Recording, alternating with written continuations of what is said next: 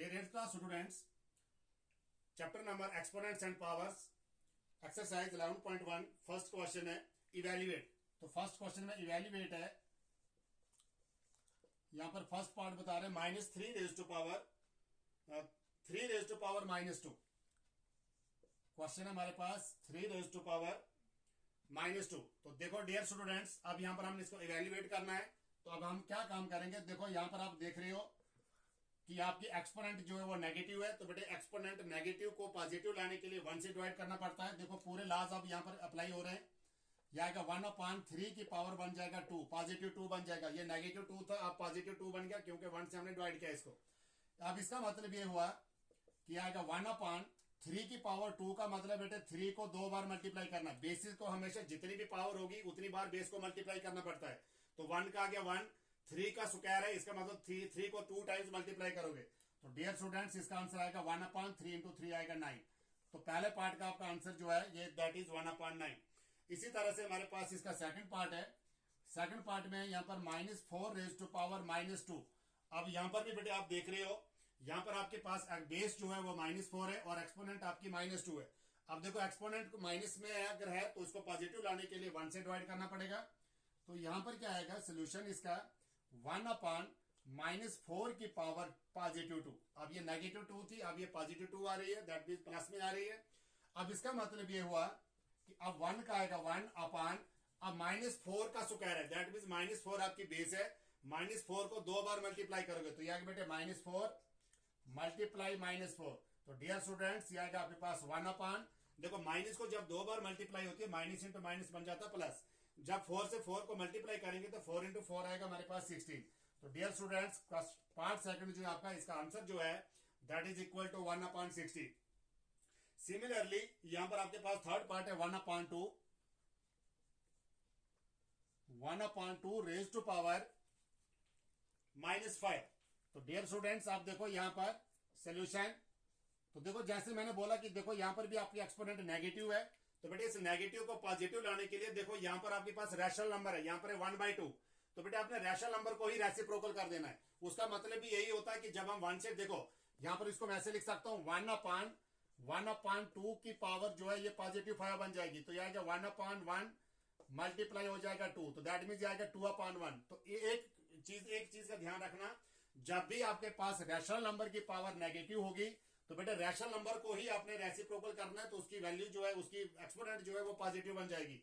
तो देखो इसको पॉजिटिव बनाने के लिए मेरे पास 1/2 था, तो मैं करूंगा इसको 2/1।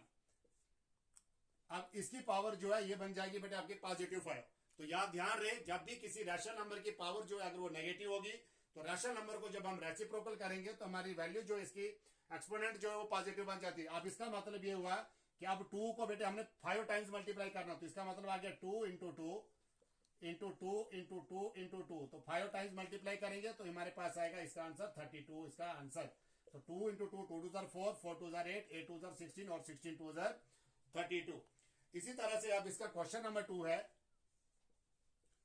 क्वेश्चन नंबर 2 में हमारे पास क्या बोला हुआ है, simplify and express the result in power notation with positive exponent. बेटे ने बोला कि सिंप्लीफाई करो, क्वेश्चन में ये बताया गया कि आप इसको सिंप्लीफाई करो, लेकिन आंसर इसको आपने एक्सपोनेंट्स में रखना है, दैट मीन एक्सपोनेंट में आंसर रखना है।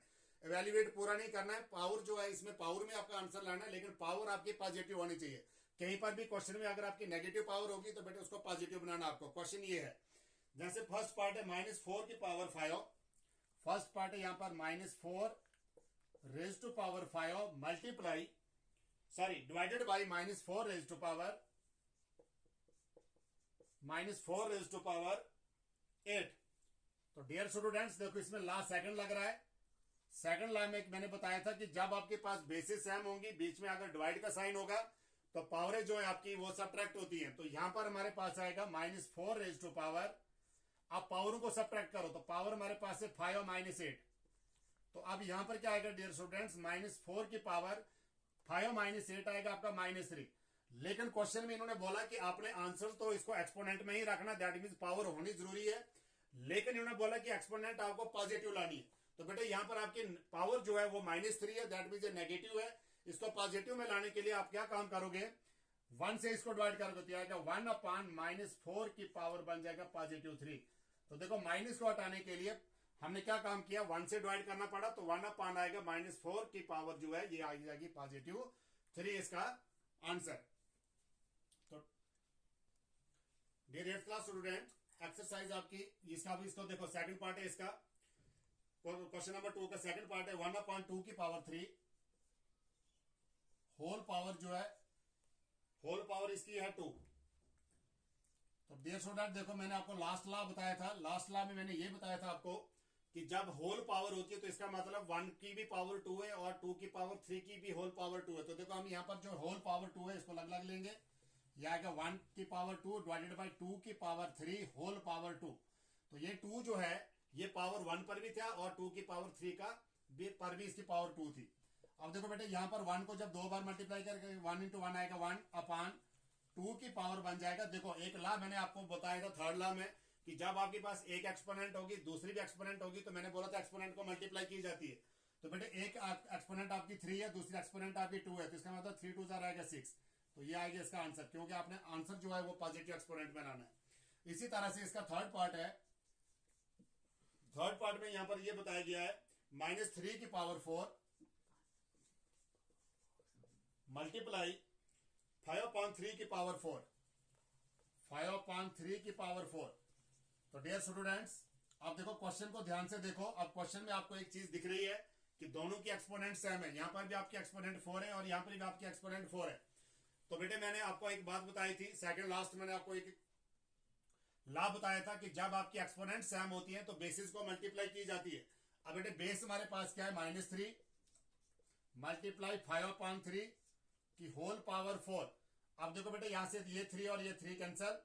अब हमारे पास क्वेश्चन आता है -5 की पावर 4, तो -5 की पावर 4 जो है ये इसका आंसर आएगा, क्योंकि बेटा आपने क्वेश्चन जो एक्सपोनेंट में लाना है और एक्सपोनेंट भी आपकी पॉजिटिव होनी चाहिए। तो देखो आपका क्वेश्चन एक्सपोनेंट में आ रहा है और इसकी एक्सपोनेंट जो है वो पॉजिटिव 4 है, दैट मींस ये प्लस में है। तो बेटे बाकी पार्ट्स जो है इसके, अब इसका फोर्थ पार्ट है। फोर्थ वाले पार्ट में यहां पर बोला है 3 की power 7, 3 raise to power 7 -7 divided by 3 raise to power -10 multiply 3 raise to power -5। तो डियर स्टूडेंट्स तो देखो बडमास का नाम सुना, पहले आप जो है ब्रैकेट को सिंप्लीफाई करोगे। तो देखो ब्रैकेट के अंदर जो है आपके पास यहां पर भी 3 है, यहां पर भी 3 है, दैट मींस बेसिस आपकी सेम है और बीच में साइन आपका डिवाइड का है, तो आपकी पावर जो है दैट मींस वो सब्ट्रैक्ट होंगी। तो यहां पर आएगा 3 की पावर, देखो -7 हमारे पास एक पावर है, डिवाइड का लगेगा माइनस और -10 इसकी अपनी खुद की एक पावर है, तो मल्टीप्लाई 3 की पावर बन गया आपके पास -5। अब डियर स्टूडेंट्स देखो यहां पर 3 की पावर आ जाएगा आपके पास -7, माइनस इंटू माइनस, देखो माइनस को 2 बार मल्टीप्लाई तो ये बन जाएगा +10 इंटू 3 की पावर बनेगा -5। तो यहां से हमारे पास क्या आएगा 3 की पावर, अब 10 में से 7 को सब्ट्रैक्ट करेंगे क्योंकि 10 आपका पॉजिटिव और 7 आपका नेगेटिव है, तो यहाँ पर प्लस माइनस माइनस हो जाएगा। 10 - 7 जो है हमारे पास जो है ये आएगा 3, तो 3 की पावर आ गया 3 इंटू 3 की पावर आ गया -5। तो अब देखो यहाँ पर एक आपके पास दूसरा फिर ला यहाँ पर लग रहा है, यहाँ पर बेटे आपके पास बेसिस सेम है और बीच में मल्टीप्लाई का साइन है, तो पावर अब आपकी ऐड होगी, तो यहाँ पर आएगा 3 की पावर 3 प्लस -5। तो डियर स्टूडेंट्स 3 की पावर आएगा हमारे पास 3 प्लस माइनस आएगा -5। तो यहां पर आ गया 3 की पावर, 3 में से 5 को सब्ट्रैक्ट किया तो आ गया -2। लेकिन क्वेश्चन में इन्होंने बोला कि पॉजिटिव एक्सपोनेंट लानी है, तो अभी आपके एक्सपोनेंट जो है नेगेटिव है, तो इसको पॉजिटिव लाने के लिए 1/3 की पावर बन जाएगा 2 इसका आंसर।